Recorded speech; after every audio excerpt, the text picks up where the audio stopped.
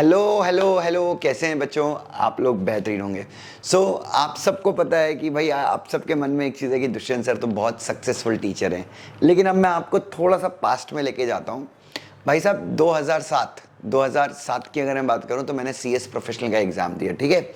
अब CS professional का exam देने के बाद मैंने स्टार्ट किया आर्टिकलशिप ढूंढना, ठीक है। मतलब मैंने तीनों ग्रुप का एग्ज़ाम दिया था और मैं काफ़ी ज़्यादा ऐसा लग रहा था कि मैं एग्ज़ाम क्लियर कर दूंगा, क्योंकि मैंने प्रोफेशनल के सारे पेपर दिए थे और पेपर बड़े ज़बरदस्त गए थे। तो बस सीआर का एक डाउट था कि उसमें फेल ना हो जाऊं, और एफएम का डाउट था कि वो थोड़ा सा बिगड़ गया था, बट एफएम में मुझे एग्जामेशन आया और सीआर में 55 आए। तो बच्चों अब क्या करना था, आर्टिकलशिप सर्च शुरू करनी थी। तो बच्चों मैं 4 से 5 जगह पे मैंने इंटरव्यू दिया। मैं आपको बता दूं, मैंने कुमार बिल्डर्स में इंटरव्यू दिया, पुणे के बहुत रेप्यूटेड बिल्डर हैं।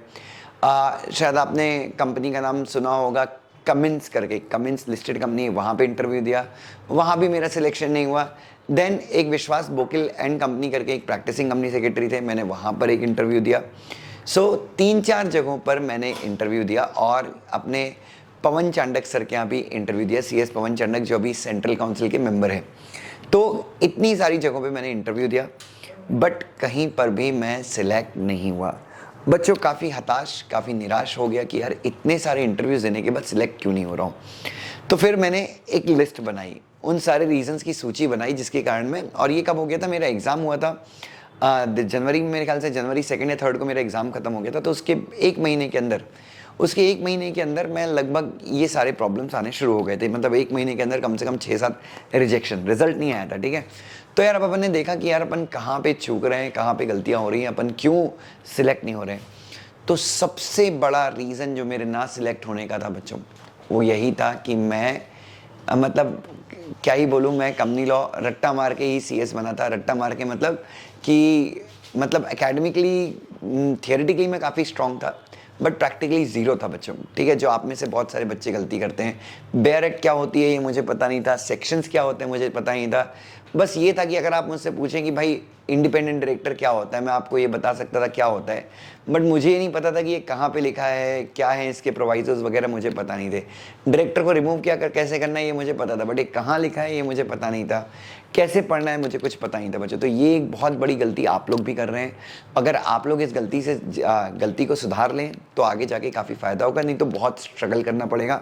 और सोशल मीडिया पे आप भी फिर पोस्ट करने लगोगे कि यार सीएस करके ये नहीं हो रहा है, वो नहीं हो रहा है, जबकि इसमें गलती आपकी है बच्चों। तो मैंने लिस्ट बनाई, तो सबसे बड़ा रीज़न था कि भाई मैं इंटरव्यू में इसलिए सिलेक्ट नहीं हो रहा था क्योंकि मेरे पास नॉलेज की बहुत ज़्यादा कमी थी, अच्छे नॉलेज की बहुत ज़्यादा कमी थी।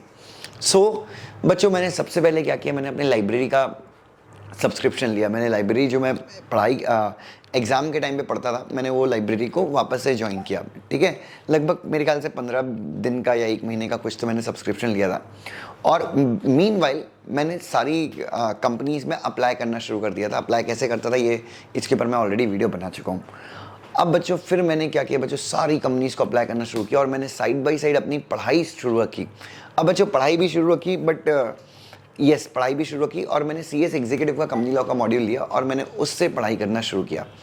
अब बच्चों पढ़ाई करना बहुत पढ़ा बच्चों, बहुत पढ़ा, क्योंकि मुझे समझ में आ गया था कि मैं रिजेक्ट क्यों हो रहा हूँ कंपनी का, मतलब मैं इंटरव्यूज़ में रिजेक्ट क्यों हो रहा हूँ। तो एक तो कंपनी लॉ पढ़ना चालू किया मैंने, और उस समय दूसरा होता है जैसे आज एलओडीआर होता है, तो वहाँ पर मैंने लिस्टिंग एग्रीमेंट के प्रोविजंस पढ़ने चालू किए प्रैक्टिकली। हालांकि बैरक तब भी पता नहीं था बच्चों, बैरक तो मुझे कंपनी में जाने के बाद समझा, ठीक है। तो सेक्शन, प्रोसेस ऑफ इनकॉर्पोरेशन, ये सारी चीज़ों के ऊपर मैंने फोकस किया और बहुत अच्छे से प्रिपरेशन की बच्चों, 12-12 घंटे पढ़ाई की। मीनवाइल मुझे बजाज से इंटरव्यू का कॉल आया, मुझे रिलायंस से इंटरव्यू का कॉल आया, टाटा मोटर्स से इंटरव्यू का कॉल आया, शाहपुर जी पालुन जी ग्रुप से मुझे इंटरव्यू का कॉल आया, हिंदुस्तान यूनिलीवर से कॉल आया था, बट मेरी शायद मतलब मैंने उतनी रुचि नहीं दिखाई क्योंकि वहाँ पे स्टाइपेंड थोड़ा सा उस समय कम था, तो मैंने वहाँ पे रुचि नहीं दिखाई।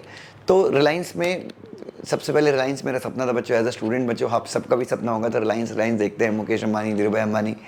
रिलायंस सपना था। तो रिलायंस में इंटरव्यू आया और वहाँ पे 2 इंटरव्यू के राउंड हुए।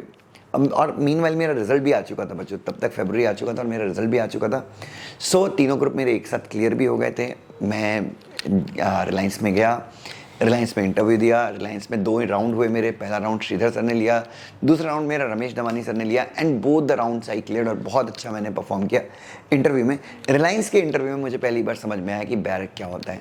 एंड देन वहाँ से मैंने बैरक पढ़ना थोड़ा बहुत शुरू किया। फिर रिलायंस में बहुत सारे सेशंस भी होते थे बच्चों।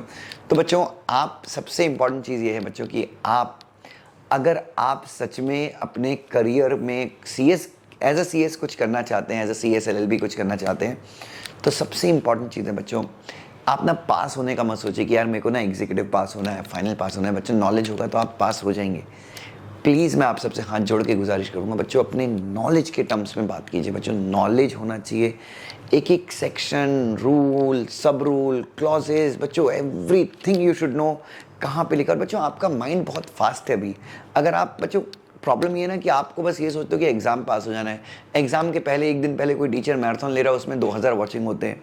बच्चों this is very wrong way of studying बच्चों। मतलब प्लीज़, मुझे इससे कोई प्रॉब्लम नहीं है, आप 2000 के 10,000 लोग देखें, बट प्लीज़ बच्चों वैल्यू नॉलेज को दीजिए, और वो मैराथन देख के मुझे बताइए उसमें से एक मैराथन का भी क्वेश्चन आया क्या। सो प्लीज़ आप वैल्यू नॉलेज को दीजिए बच्चों। आप अपने टीचर से पूछिए कि सर हमको बैरक से पढ़ाइए, we want to learn bare act, क्योंकि एग्जीक्यूटिव के बाद हम कंपनी लॉ कहीं नहीं पढ़ने वाले। सो एग्जीक्यूटिव में जितना डिटेल हो, जितना डीप हो बच्चों, आप कंपनी लॉ पढ़िए, that would really help you.